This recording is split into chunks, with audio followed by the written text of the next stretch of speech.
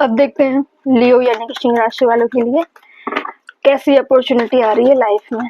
लियो यानी कि सिंह राशि वाले कैसी अपॉर्चुनिटी आ रही है आपकी लाइफ में।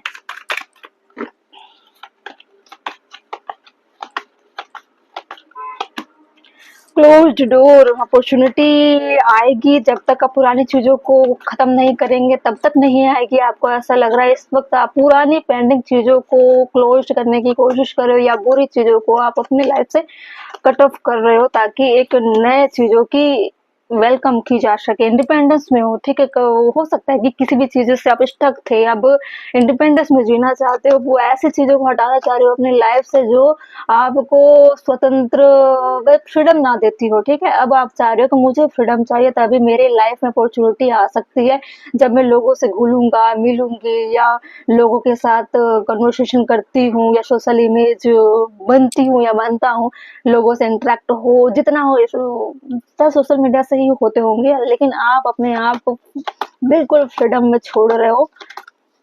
टोटल अपने आप पर आप क्या कर रहे हो, अपने आप को यूज कर रहे हो कि लोगों के साथ कैसे आप इंटरेक्ट हो सको। इंडिपेंडेंस मतलब आपने फ्रीडम में अपने आप को छोड़ दिया। आप सोच रहे हो कि मुझे अब लाइफ में वेल्थ ही चाहिए, अब पुरानी चीजों को खत्म करना है किसी भी तरह। रॉन्ग डिसीजन आपने लिया था पहले, इसलिए आप अब उन चीजों को, उन डोर को, उन रास्तों को बंद कर रहे हो। अब आपने पैटर्न बना लिया है कि मुझे अपॉर्चुनिटी तब मिलेगी जब मैं गलत रास्तों को खत्म करूंगा या करूंगी।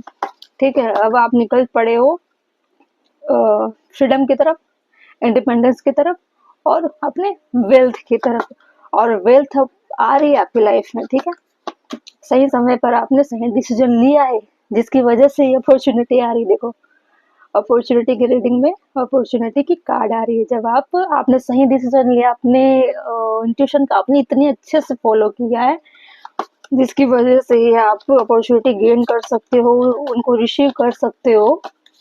ठीक है, फोर साइड कहीं ना कहीं आपको भी ऐसी चीजें रियलाइज होती थी कि कहीं ना कहीं कुछ तो गलत हो रहा है, कहीं तो गलत पाथ मैंने चुन लिया है जिसकी वजह से चाहे चीजें रुकी हुई है, कहीं पे भी कामयाबी नहीं मिल रही है, बार बार उसी पैटर्न में चीजें चल रही है। कहीं ऐसा तो नहीं है जिस गलत रास्ते पर चल रहा हूँ या चल रही हूँ, कहीं ऐसा तो नहीं है कि गलत फील्ड पे मैं काम कर रहा हूँ या कर रही हूँ, या सोच की प्रॉब्लम हो सकती है, मैं उस तरह से सोच नहीं पा रही हूँ, सोर्सेस नहीं है मेरे पास, कहीं मुझे किसी भी चीजों से गाइडेंस लेना है, काउंसलिंग करना है या ऐसी चीजें पढ़नी, सोर्स जुटानी है, या हो सकता है कि कुछ प्रॉब्लम हो सकती है जैसे कि रिचुअल्स प्रॉब्लम हो सकती है कि कोई चीजें ऐसी पुरानी रोकती होंगी जिसकी वजह से बाधाएं आ रही है, कहीं कामयाबी नहीं मिल रही है। फिर आप सोच रहे हो कि सबका एक ही सॉल्यूशन है, पुरानी चीजों को बंद करो, उस पैटर्न में चलना बंद करो, अब नई चीजें क्रिएट करते हैं, तब जाके चीजें रिसीव होगी। आपने पुरानी चीजों को क्लोज्ड किया, अगर नहीं किया है आपने तो पुरानी चीजों को जब आप क्लोज्ड करोगे, पुराने पैटर्न को खत्म करो,